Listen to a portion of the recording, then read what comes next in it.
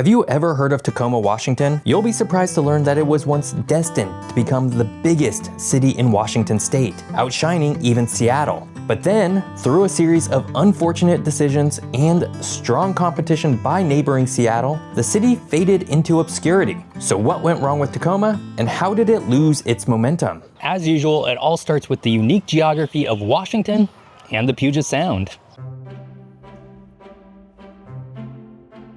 The Puget Sound region is one of the most geographically interesting regions in the United States. Shaped by the advance and retreat of massive glaciers during the last ice age, the retreat of ice carved out the deep channels that define what the Puget Sound looks like today. And because it's such a large body of water, let's start with that.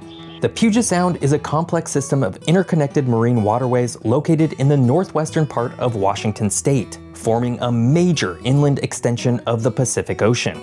It's a gigantic fjord with a deep, irregularly shaped basin filled with saltwater from the Pacific via the Strait of Juan de Fuca. And the Puget Sound is huge. Altogether, the sound stretches about 100 miles from Deception Pass in the north to Olympia in the south, with numerous branches and channels extending into the surrounding landscape. It has an average depth of about 450 feet, but can reach depths of over 900 feet in some areas.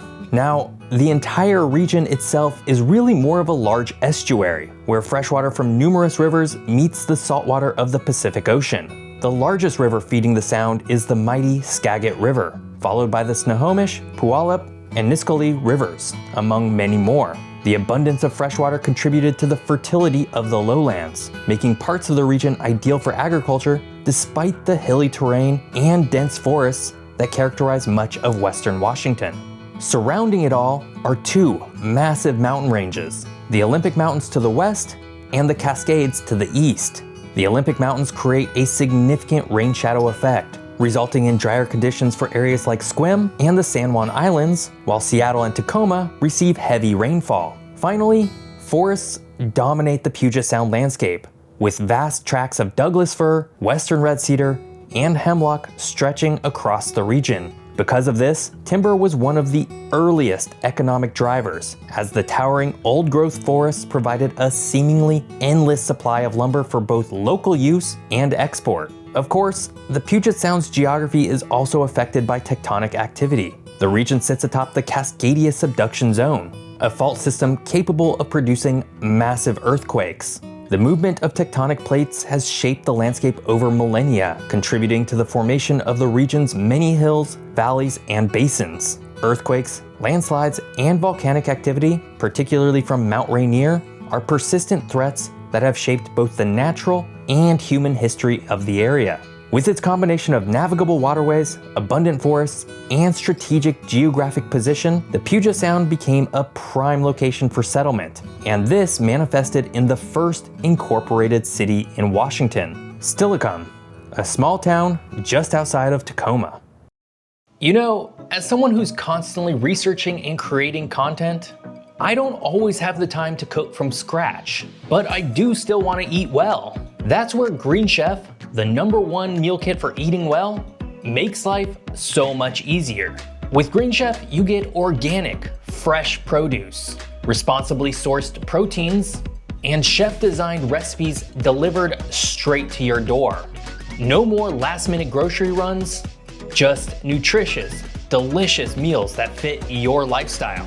And now, for a limited time, you can get their Reset collection. Perfect if you're looking to build better eating habits. Their dietitian-approved recipes are packed with fiber, lower in saturated fat, and all under 700 calories. So, if you're ready to thrive all year with clean, easy meals, go to greenchef.com/geographyfree and use code geographyfree to get 50% off your first box plus free salads for 2 months.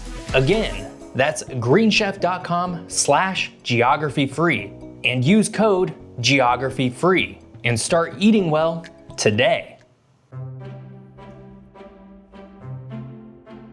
Washington State's history is deeply intertwined with the economic opportunities and natural resources that shaped its cities. And of course, prior to European arrival, indigenous groups such as the Coast Salish, Duwamish, Puyallup, and Suquamish thrived in the region, relying on the abundant fisheries, particularly salmon, and the rich forests for sustenance and trade. This geography of natural resources would directly influence early human settlements, as areas with abundant water and natural harbors were far more favorable for people and trade.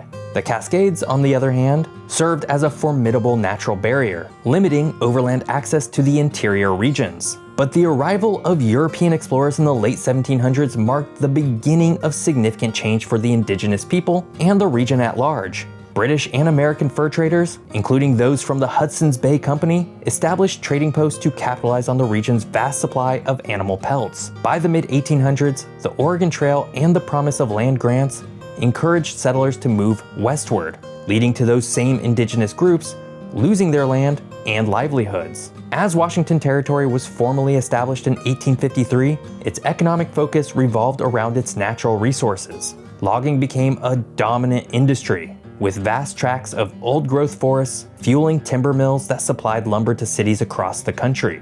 This industry was particularly important in shaping the development of settlements along the Puget Sound, where the deep harbors provided easy access for exporting that same timber. It was during this time that Tacoma and Seattle emerged as key cities, benefiting from their access to the timber industry. More to that point, Tacoma was initially favored due to its selection as the terminus of the Northern Pacific Railroad, another transcontinental railroad.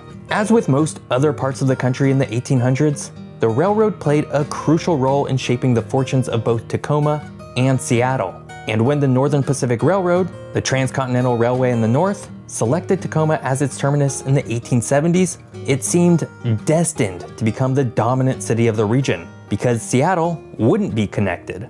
Not to be left out, however, Seattle's business leaders aggressively pursued rail connections of its own, culminating in a transcontinental link that's going to become important later in this story. This battle of the rails would ultimately define much of the rivalry between the two cities. During the late 1800s, both Tacoma and Seattle grew rapidly as each city tried to outcompete the other for economy, resources, and population. In fact, at one point, it looked as if Washington State would have two large, prominent cities to call its own. But then, something happened. Seattle continued to grow, but Tacoma stalled completely. So what happened? As both cities grew in the mid-1800s, the railroad would play a crucial role in the power struggle between both cities. Despite Tacoma being designated as the Northern Pacific's western terminus in 1873, the completion of the transcontinental connection to St. Paul and Chicago was delayed until 1881. This delay bought Seattle the time it needed to ensure Tacoma wouldn't surpass it. And worried that Tacoma would dominate regional trade, Seattle spent that time fighting for greater rail access and eventually succeeded, getting connected to the transcontinental rail system in 1884, only 3 years after Tacoma was officially connected. The economic depression of 1893 further weakened Tacoma's standing. The Northern Pacific went bankrupt, leading to years of instability, lawsuits, and corporate battles that weakened Tacoma's role as a railway hub.